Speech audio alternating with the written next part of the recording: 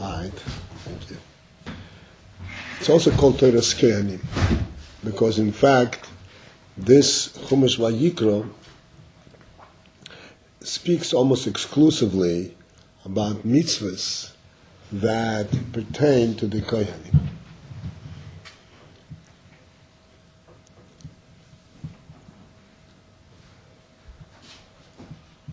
Firstly, the Avedim in the Mishkan, Avedim is Amigdosh, the Korbanos, and then the dinim of Tumah and Tahara, which are Tumah and Tahara.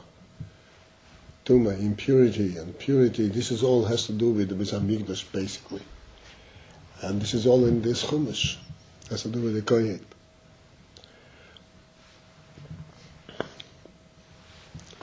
And also the mitzvahs that Kohanim specifically have, such as the Kohen is not supposed to become Tomei, not supposed to go to to without forest.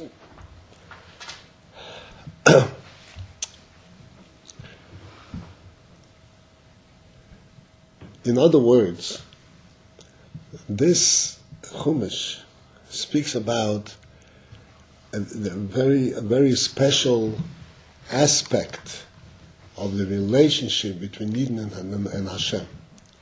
The union of Korbanos. Korbanos, even though we cannot even understand the union of Korbanos. What does it mean? You take a behema, you shecht it, you burn it on the Mizbeach. We'll talk about it a little bit. But Korbanos are the highest form of Avodah that there is. We are waiting all the years of the Golus so that the Beis HaMikdash will be rebuilt and we should be able to do the Korbanos. That's what we say in davening every day. And when it comes Yom Tov, we say, V'shom nasa lefonecha es kol b'nitzchei v'seinu. Rebuild the Beis HaMikdash so that we should be able to do the kol b'nitzchei v'seinu.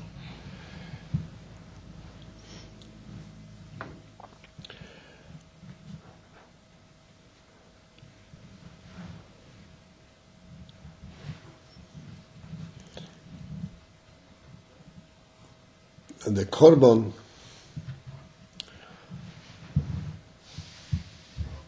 if a person, as we learn in this parsha, if a person made a mistake, did a sin, he has to bring a korban. But the thing is that before he brings a korban, he has to recognize his mistake, and he has to do tshuva. And after that, he did tshuva. And he recognizes that and makes sure that he's not going to do this again. Then he brings a korban. So, if he did tshuva already, what is the point of the korban?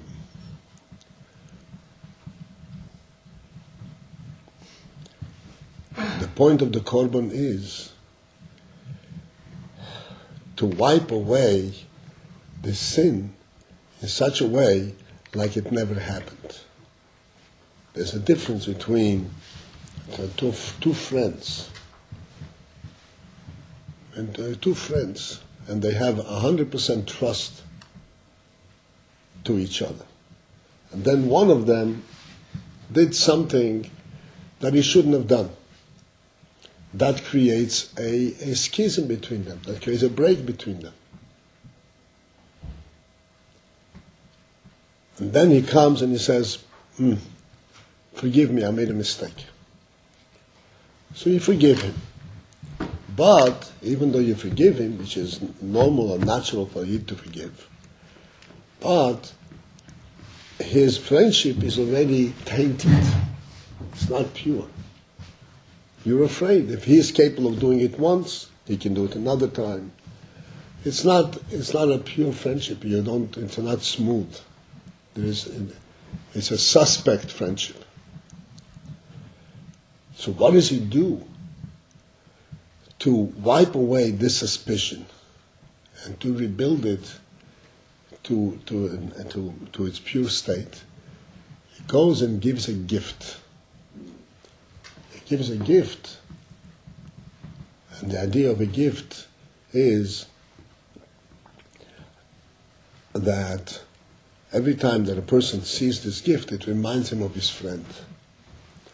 So this gift, this is an expression to say that we have established our friendship to the extent that there is something that actually binds us together. The similar thing is a korban. A korban is like a gift to the Meibashn after that the tshuva has been done.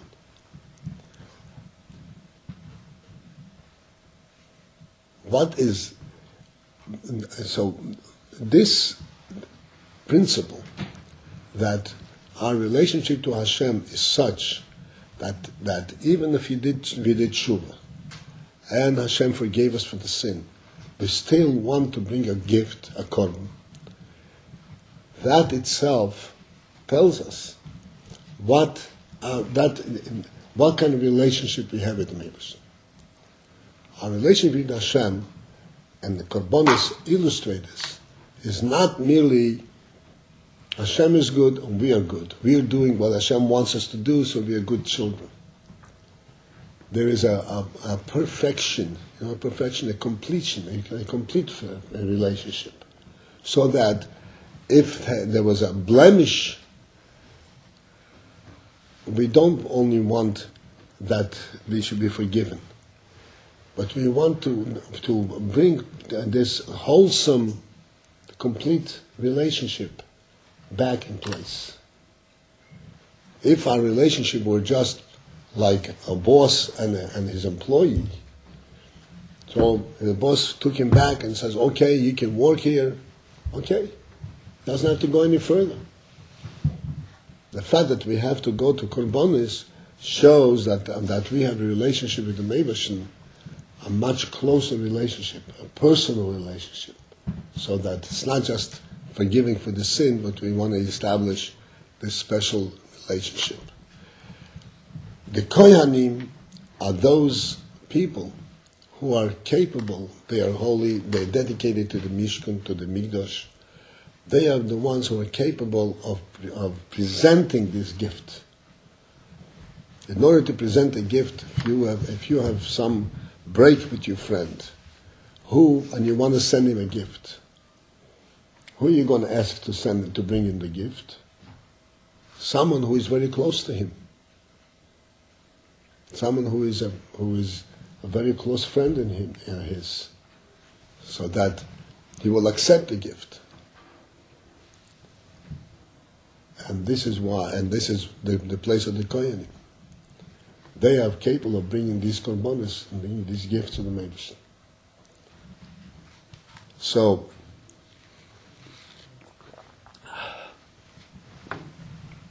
this Chumash, Vayikrah, represents the union of korbanos, which represent the very special relationship that we have with the Meibashn.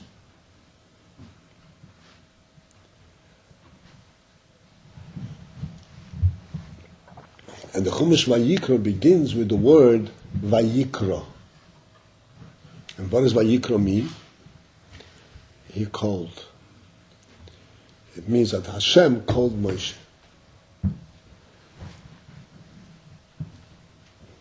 You learn the Rashi, and Rashi points out that this whole method of calling is an expression of special affection, special love, special chavibus. You can understand it from your own experience. If you walk in the street, or you come into 770, and you see somebody that you've known for some time ago, and you remember him, oh, how are you? How are you doing? You strike a little conversation, and then you go your way. That's one way. You're friends. But when do you think of each other? When you meet, when you happen to cross, when you happen to meet, to hit on each other. I mean, by accident you met in the street, in the shul, whatever. Huh? How you care? But a real friend, You don't wait until you meet a real friend you call. You know, I didn't hear from you a whole week, or I didn't hear from you yesterday, we didn't talk, how are you? You called because you miss each other. You have a special relationship. This is represented by the word Vayikrah. Hashem called Moshe. But calling Moshe in prayer is to express that Hashem is not talking to Moshe when Moshe comes and has a question. Hashem calls him. Come, I want to talk to you. Come, I want to tell you something. That again is clearly in balance with the union of this chumash. That this chumash represents a special love that Hashem has for the Yidden, same special relationship that the Yidden have in the Meibush. So it starts off with Vayikrah.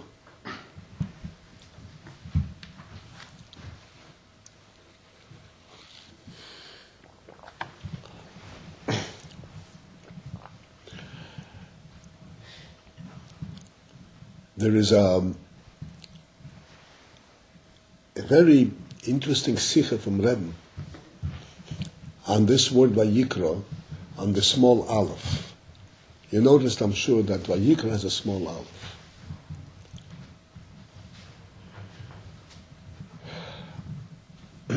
A small aleph in the Torah Bechlal.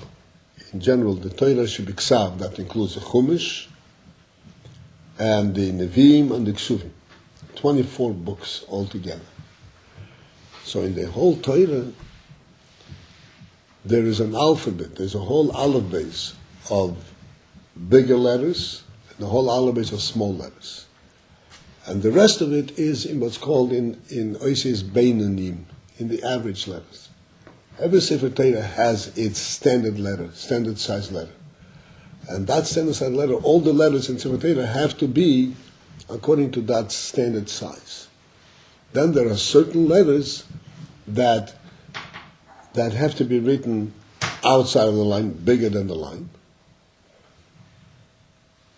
Like, for instance, the base of Breishis is bigger than the line. The shin from Shema, or the ayin of Shema, is bigger than the line. The dalad of Echod is bigger than the line.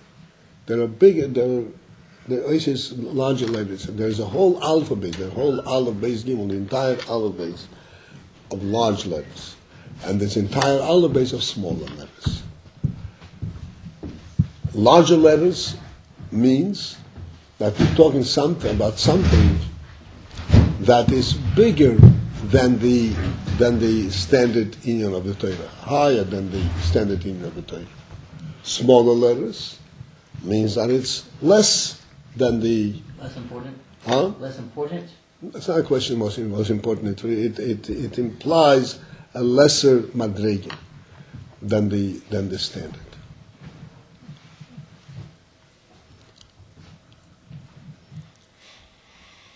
So the Rebbe in this sikha discusses a certain inyan, and I want to mention the sikha, and then we'll discuss a certain inyan that how rich it comes out. It tells a story. Now the Tzemach Tzedek was a little boy. You know that Tzemach Tzedek was raised and brought up by the Alter Rebbe. He was the Alter Rebbe's grandson. But the Alter Rebbe raised him because he was orphaned from his mother as a small child.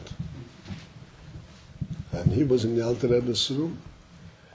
And when it came to what's called Harchnosas HaCheder, to bring the boy into Cheder, this is a minhag Yisrael, that a boy at 3 years old is brought into Cheder. Mm-hmm. There are many minhagim associated with this. And one of the minhagim is that at that time the Rebbe in the Cheder shows the child the Aleph base. He shows the Aleph base from the Torah, from the Chumash, and he shows it to him in Chumash Vayikrah. We start from Chumash Vayikrah. So he showed him the Aleph base, the Aleph in Vayikrah. So the Tzemach Tzedek asked the Alter Rebbe, why is the Aleph Vayikrah small Aleph? Why is it smaller than the rest of the letters?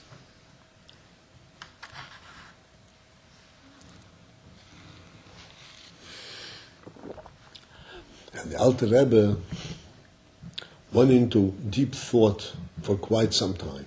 Didn't answer right away. He thought it very deeply. And then he said to him,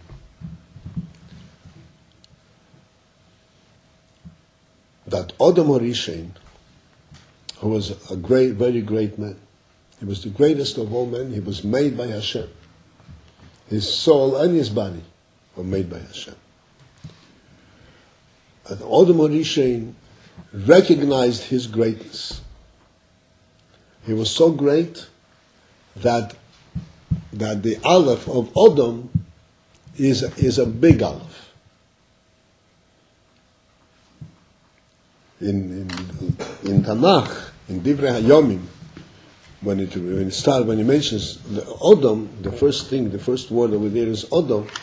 The Aleph of Adam is a big Aleph.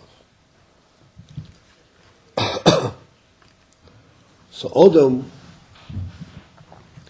was a very great man, the greatest of all men, and he has a big Aleph.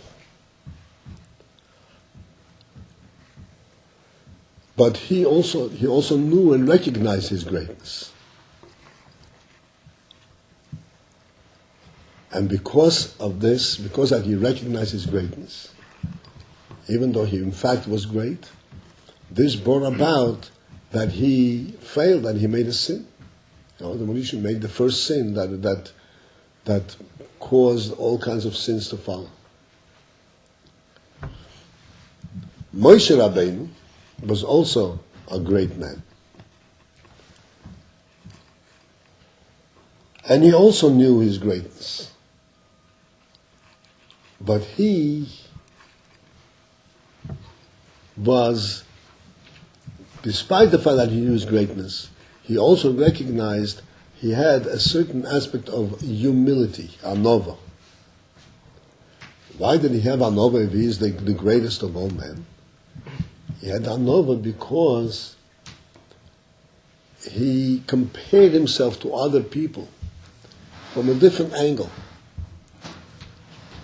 He said to himself, I'm sure you learned this, he said to himself that, yes indeed, I have reached all of these great madrigas that Hashem gave the Torah through me. But much of this, which I have, much of the greatness that I have, was due to the fact that I was, to begin with, granted a special neshama, and a special guf, and special parents, and special environment. It's true that I had to use it and to develop. Nobody gets anything for nothing. But the opportunities were there. So therefore, Moshe Rabbeinu made the cheshbon. He calculated, he figured that who knows, perhaps any other person, if he were to be given the similar opportunities and the similar koiches that he was given, maybe he would have even gone further. He would even risen greater, become greater than me. And from this calculation, from this perspective, Moshe Rabbeinu felt humble, as the Pasuk says, in front of every individual person in the world. Mikol ha'adam asher pnei ha'adam.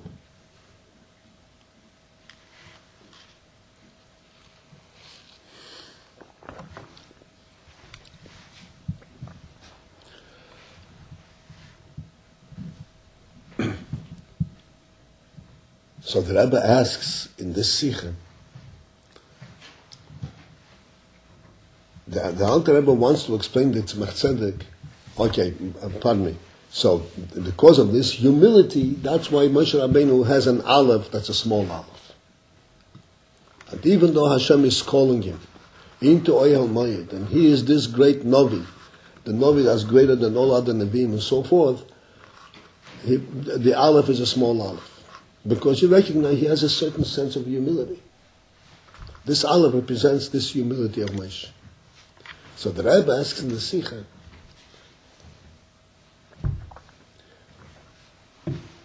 this explanation is very good. That explains why the aleph is small. But why did the Alter Rebbe have to go and discuss Odom Orishim with the big aleph? Which seems to be, in a certain sense, being critical of Odom Orishim. That he did not have this smiler. And he made a mistake, and he did. His greatness caused him to sin. Why do you have to go into that? Just to, so to speak, embarrass Odom Orishim for no reason? You can explain this on the spot, just directly to Moshe. And the Rebbe explains that the actual point of this explanation, the Alter Rebbe, was not just the humility of Moshe. The actual point was that the Alter Rebbe was pointing out to the Tzemach Tzedek that the truth is that Odom Orishim had the big aleph even after he committed the sin. Even after he did the sin. He was the greatest of all men. And the Gemara says that Hashem said to the Malachim that Chochmos Igdeilu Misholachem, that Odom Orishim's Chochmo is greater than the Chochmo of the Malachim. He understands more, he sees clearer than the Malachim. And what was the proof of that? The proof of that was that when he had to name all the animals in the world, the Malachim couldn't name them, and Odom Orishim was able to name them. You know about the story, right? That Hashem brought all the animals to Odom, and he gave him a name. This giving a name after all the animals showed enormous insight of Odom Orishim's Chochmah. That he was able to see the chayas and the inner and power and nature of every animal to give it its proper name.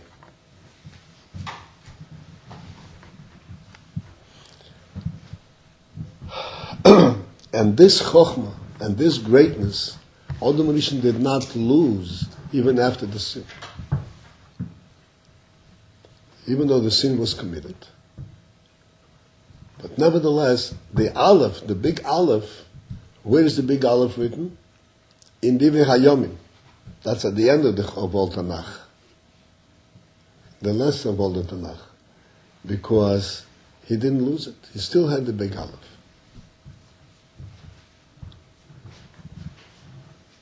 What is the point of this? The point of this is that greatness that is inherent in the person, that is part of his neshama, part of Hashem's creation, Hashem's doing, that cannot be ruined. That cannot be ruined.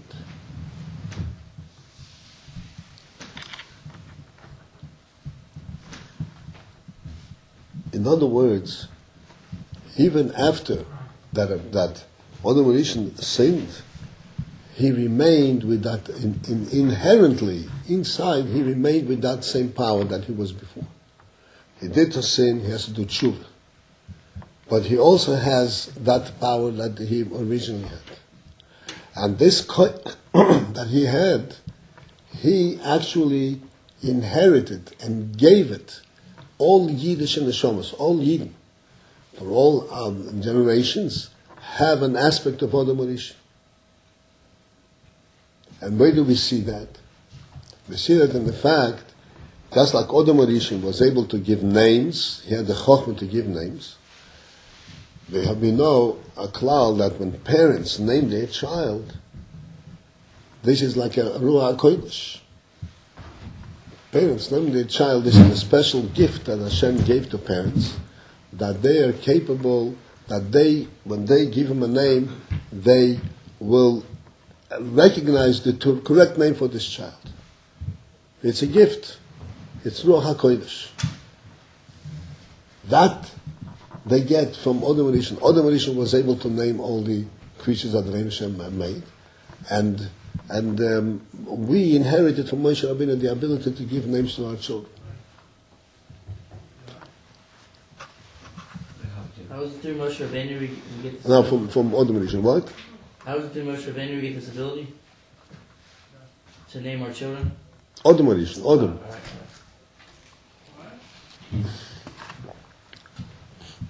Odom. This means, this is the point that Rebbe makes, this means, if we say that even after the sin he's still Odom, he's still with a big Aleph, it means like this, that every person can make mistakes, and therefore every person automatically becomes a Baal Tshuva. And he has to do Tshuva.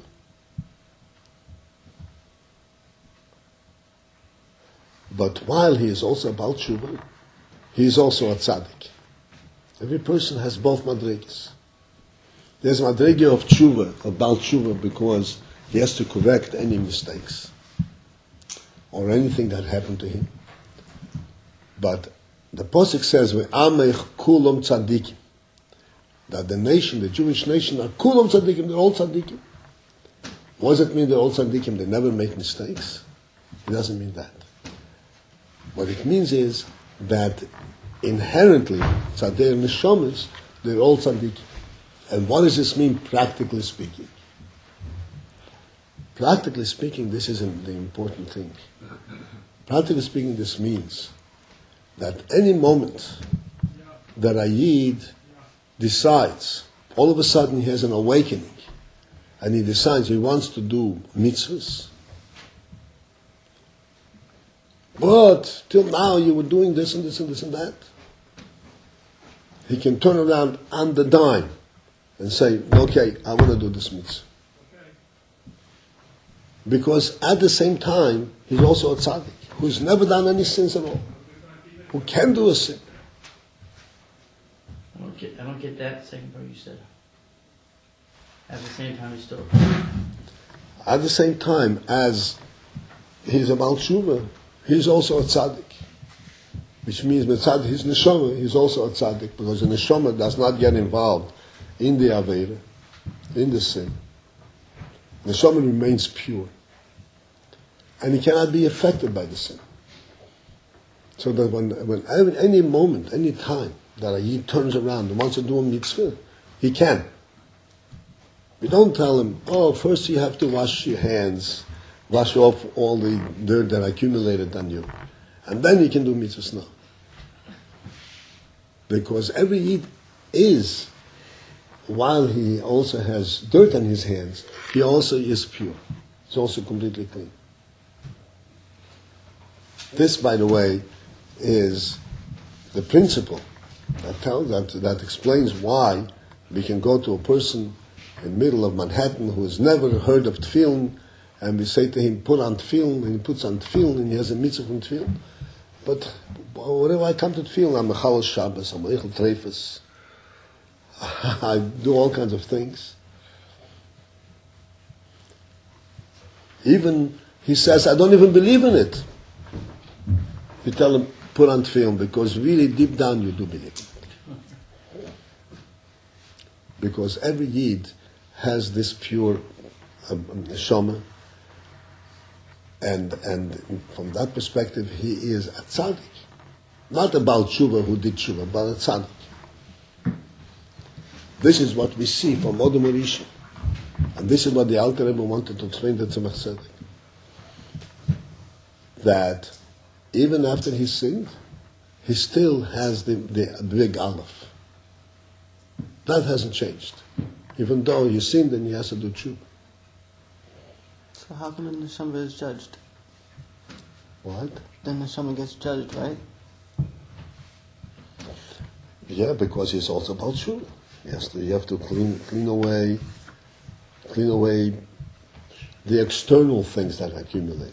But I understand. But it didn't do nothing wrong. No. The neshama itself, the essence of the neshama, but externally, it accumulated all kinds of different things. The essence of the neshama is there, and a person can wake up any moment and come to Torah and do mitzvahs. But he still has all these accumulated things that need to be washed away. Why should things accumulate on it if it had nothing to do with the things? The part that didn't have anything to do with it is the deeper part of the neshama. But the part of the neshama that has to do with the goof, that deals with the world, that part was affected, was involved.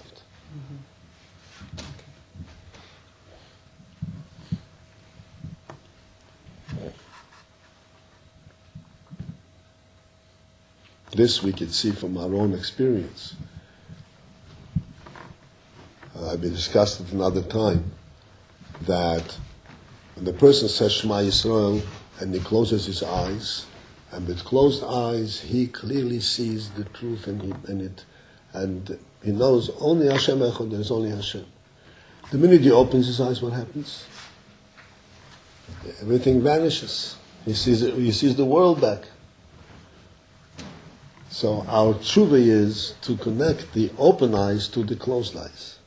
So with open eyes we should be able to see the same thing that we see with closed eyes. That's a whole avoid. You understand? But in essence we do have the truth all the time. At the same time, the Alter Rebbe told the Tzemach Tzedek that nevertheless, even though a Yid is like a tzaddik, nevertheless, being aware of one's own greatness can lead a person to make mistakes. And the only way to guarantee that he will maintain his humility and he will not make mistakes is the approach that Moshe Rabbeinu did. The approach of Moshe Rabbeinu was not that Moshe Rabbeinu told himself, no, I'm not so great. Other people are greater than me. That would be foolish, because he knew who he is. He knew that there was no other Novi like him. He received the Torah from Eibushan directly. What was Moshe Rabbeinu's approach for humility? That if someone else would have been given the same opportunities like him, then that other person would have even reached higher madrigas.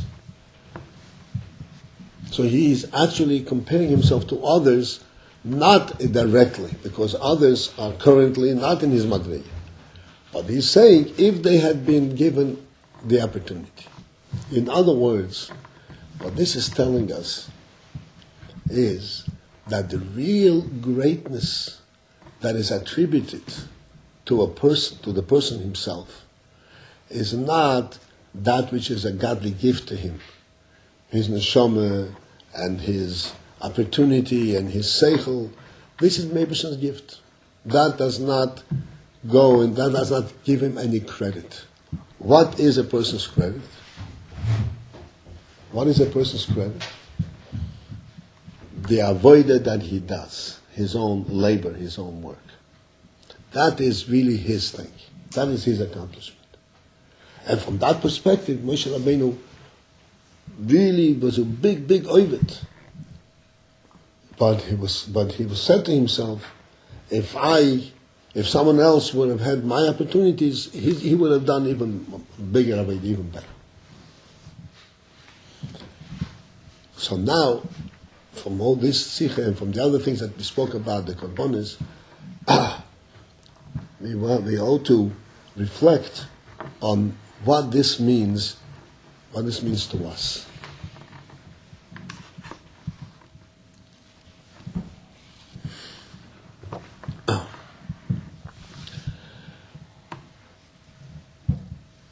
The Rebbe explains, the Frierdiker Rebbe,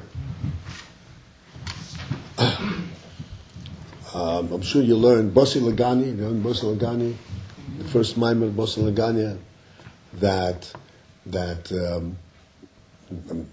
But the Mishkan and the Midosh, the Mikdash, this was the place where the Shechina dwelt. And the Avodah in the Mikdash was Avodah HaKorbanos. This was the Ikir Avodah. This Avodah HaKorbanos, this is what brought about that the Shechina should dwell in the Mikdash. And what is the Avodah HaKorbanos? So the Rebbe speaks of it, and we should be able to discuss it from the perspective of our Avodah. The Rebbe says, what is the Avodah HaKorbanos as far as the human being is concerned? Korbanos, the Torah says, can be offered from cattle, from oxen, cattle, and sheep, and goats. These are the three types of the animals that can go on the Mizbeach. Okay, these are behemoths, they're kosher behemoths, but they're behemoths. And because they are behemoths, they do not recognize the union of godliness, and they would tend to go and follow a path of their own interest, of their own satisfaction, rather than avodas Hashem. And what is the avodah that a Yid has to do? So now, every Yid, we all know that we have a nefesh habahamis. We have a little animal inside us. We have also the nature of, in addition to being human beings and being hidden and being holy, we also have a little animal. What is this animal? This animal is that part in us that has a tendency, has an interest to do things without any intellectual meaning, without any significance, without any purpose, and without justification. It could be things that are contrary to the intellect, contrary to the right. He has a tendency just to follow his inclination, his nature. That's what an animal is. What is avodah? To bring this animal on the altar and to burn it in the fire on the altar. What does that mean? It means that we have to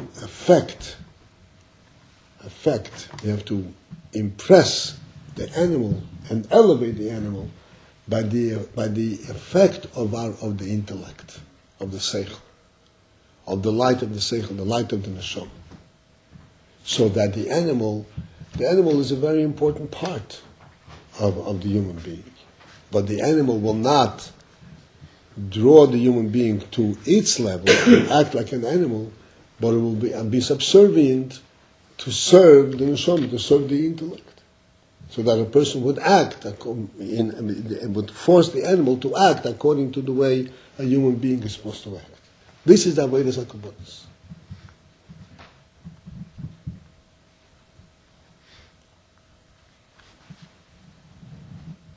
This is really a very, very, very big avodah, to contain one's nature and to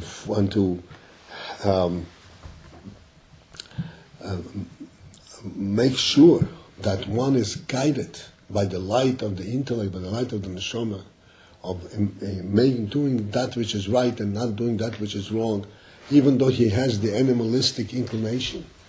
That is truly a very big avodah. It's an avodah, it's called avodas hamikdash. And this makes the person himself also a beis hamikdash. And the Shekhinah can dwell in the person as a result of this avodah. This avodah is so significant and so great that Moshe Rabbeinu, who was the greatest of all men, he was humble in himself because he realized that what makes a person great, not his greatness that the Eibusher gave him, what is real greatness that attributed to the person, this avodah, that which he does with his koyches that Hashem gives him. That which he does with his koyches, that which he when he overcomes a temptation, he overcomes a foolish interest that comes from his behemoth, and he directs his behemoth, and sometimes it requires enormous amount of effort, enormous amount of strength, intellectual strength, and character strength to hold himself and to direct himself. This is what Moshe Rabbeinu was humble for every person, because every person has this challenge. Every person has this challenge.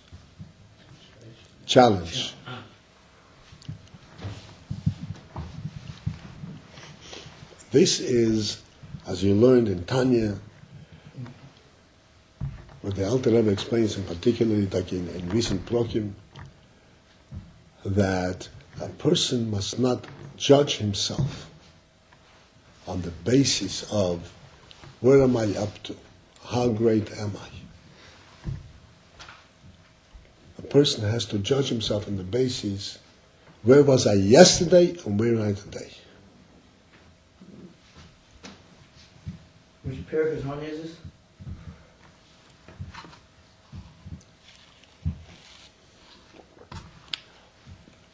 These words that I'm saying are not in the Tanya. Oh. I'm paraphrasing. The Tanya says that a person is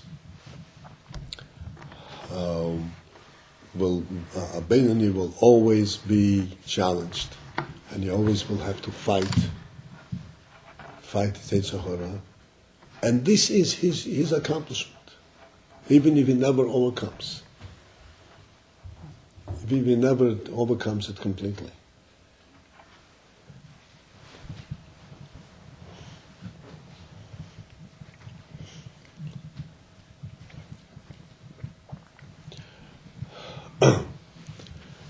So, to summarize,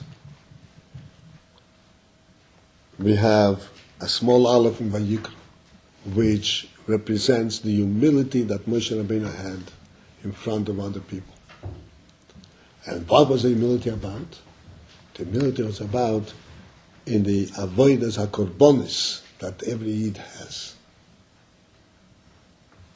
In the avodah that every Yid has to fight his Yetzer Hara and his behemoth, and to bring the light of Seichel, the light of the Neshama, into his behemoth. This is the avodah that humbled Moshe Rabbeinu. Did he have this fight also, this behemoth fight? I mean, I know he knew what it was and he understood it and he knew how strong it was, but did he actually have it?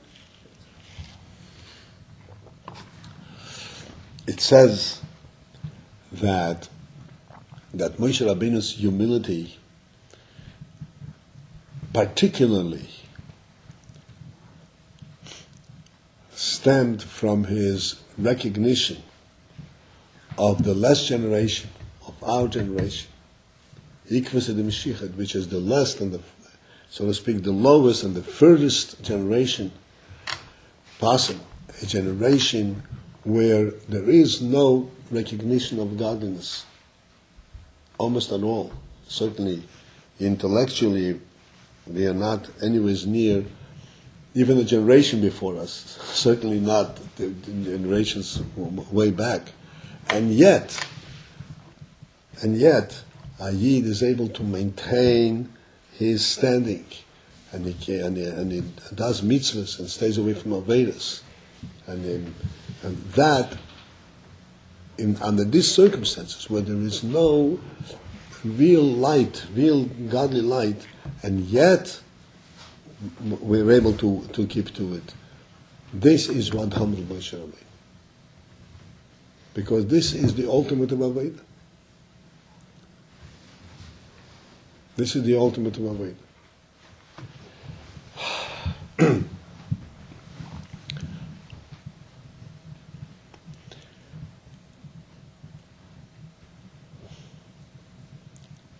Pesach is coming.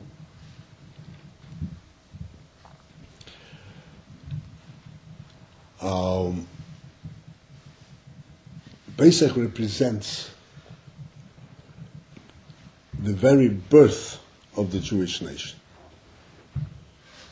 When the firstborn, what does it mean, the birth? There were people before. The Jewish nation, the people who came out of Mitzrayim, were descendants of people before them and so forth. But, as we discussed another time, in Mitzrayim, the Jewish nation lost completely their identity. And they had to start all over again. And this starting all over again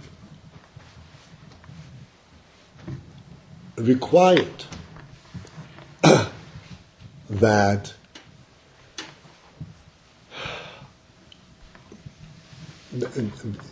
step back a moment. To start all over again, all of their experiences were completely different. They were sunk in Mitzrayim, in Avodah Zarah, in the culture of Mitzrayim and so forth. Everything that has to do with Seichel and Midas, that was completely contrary to Yiddishkeit, to Torah, to godliness. Where was the spark of godliness remain in them? Deep down in their neshamas. That part, like we said before, that every person is a tzaddik, regardless of what his experience was. But it was completely hidden inside. They were completely unaware of it. And that spark had to be reached, had to be touched, and on the basis of that touch and of that realization, they would be able to break away and completely transform themselves overnight from being in Mitzrayim to being outside of Mitzrayim. This is what took place in Pesach.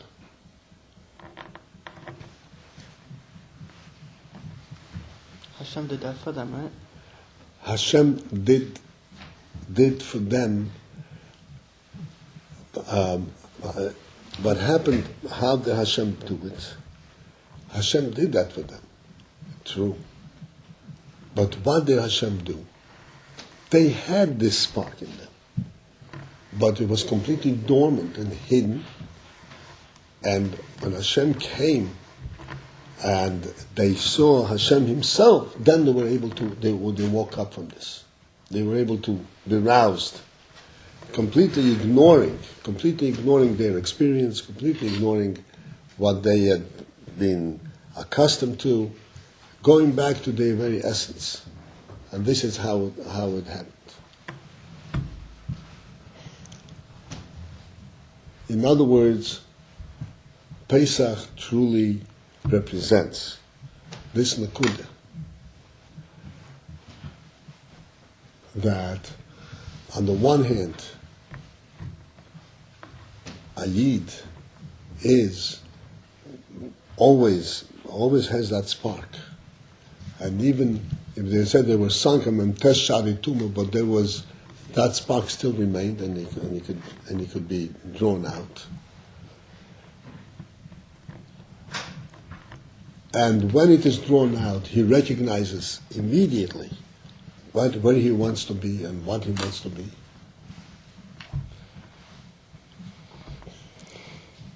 And this ultimate decision that Eden made at the time when they left Mitzrayim, even though there, like you said, Hashem did it, there were Nisim and Niflois and so forth,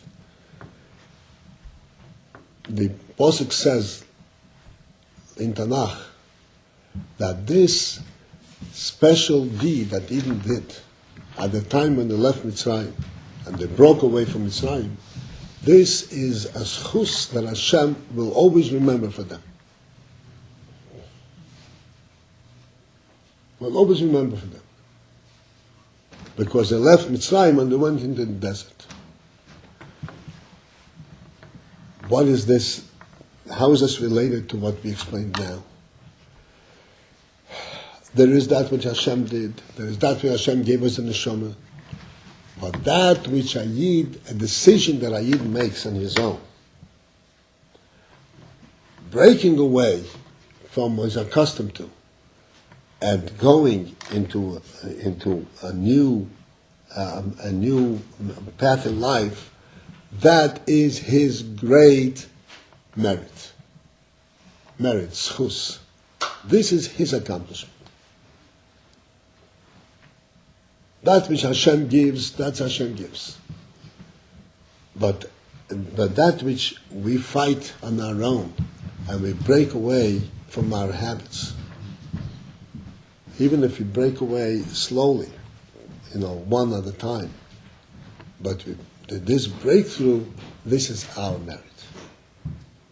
This is the greatest thing. The real avodah and the real merit of the person is not what the koiches that Hashem gave him, it is what he did with them and how he labored with them. There's a story of the Tzemach Tzedek and the Alter Rebbe, where the Alter Rebbe wanted to give the Tzemach Tzedek a bracha, wanted to bless him with success in learning. Give him a bracha that he should be successful in learning. In other words, grant him that his learning should come easy to them, he should understand it easily, he should go deeply, and so on. Give him a bracha in learning. And the Tzemach Tzedek refused to accept the bracha. Tzemach Tzedek refused to accept the bracha because he said, I want to labor. I want to do it on my own. Because the labor, this is the real merit. This is the real thing. And the truth is, when a person learns, there are two, generally speaking, there are two, amongst learners there are two types. Those who have very good heads, and they catch on quickly, and they understand 1, 2, 3 what's going on. And there are those who have to work hard until they understand. So those who quickly, they cover much more ground, and they know a lot. But the bottom line is that those who labor, who work hard, they understand it much more deeply.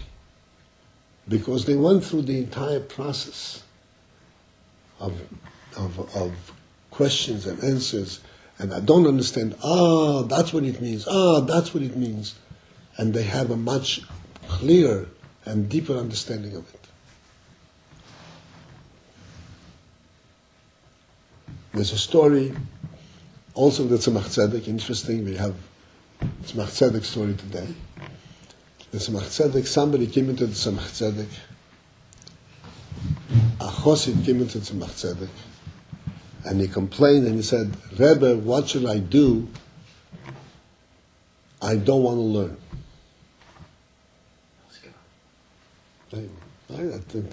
Are you familiar with that? What should I do? I don't want to learn. I don't feel like learning. So the Tzemach Tzedek said to him, you don't want to learn? You're such a lucky man. What should I do that I do want to learn? That's what Tzedek answered. So you have your work cut out for you, right? What should I do that I do want to learn? So then my learning is not the fruit of labor. It comes naturally and easy to me. Where do I have the real avodah, this which Moshe Rabbeinu was humbled by? I don't have it. Because I want to learn.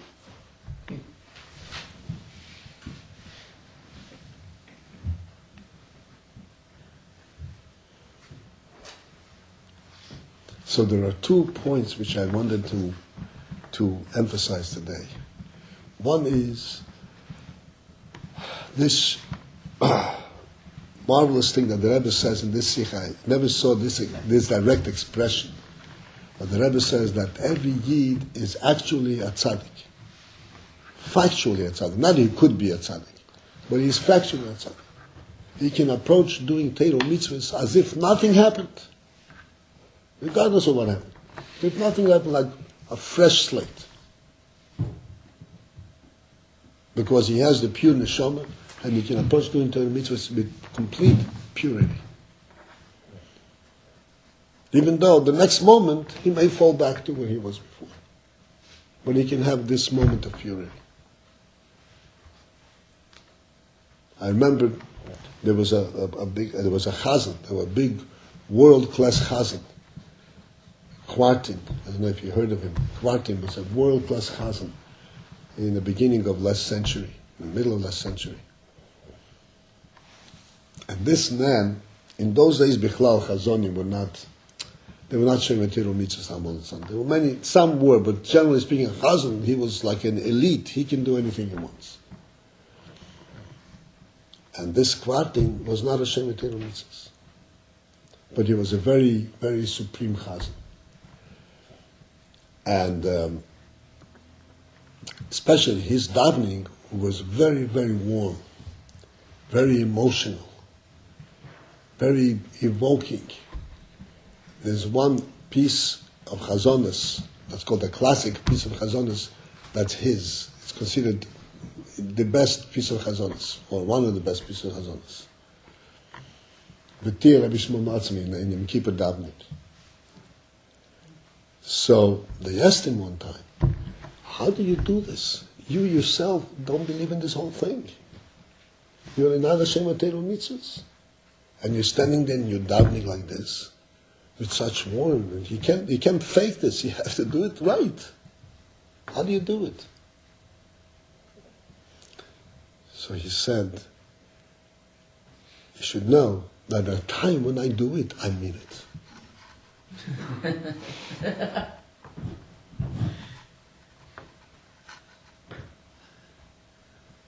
Even though he knew that later on he's going to forget about it. But when I did it, I meant it with an emphasis. How was he able to mean it with an emphasis? Because even though he wasn't Shemei Torah mitzvahs, and he knew that he is doing wrong, but the neshama was still there. And he was able to connect that deeper neshama. And he says, when I do it, I mean it. When I daven by the Omet, I really mean every word I'm saying.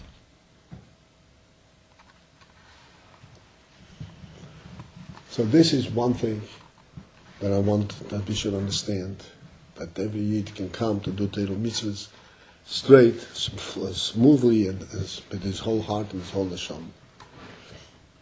And the other thing is to appreciate and to recognize the value of hard work.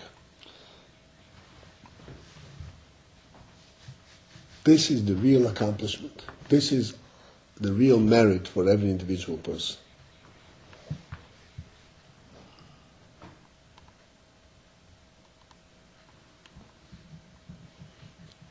Rebbe should help each one of us that we should both recognize our neshamas and be able to come forward with full purity, and at the same time we should have the koiches and the appreciation of hard work. Amen.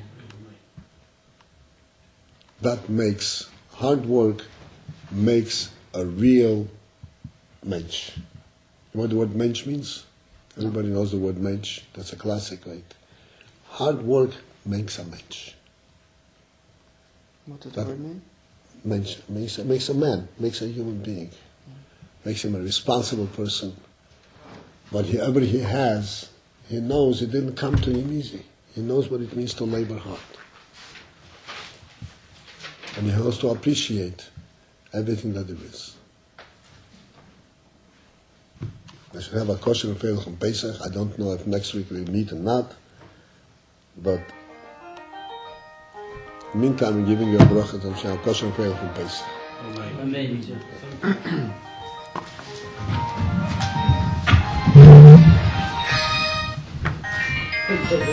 too.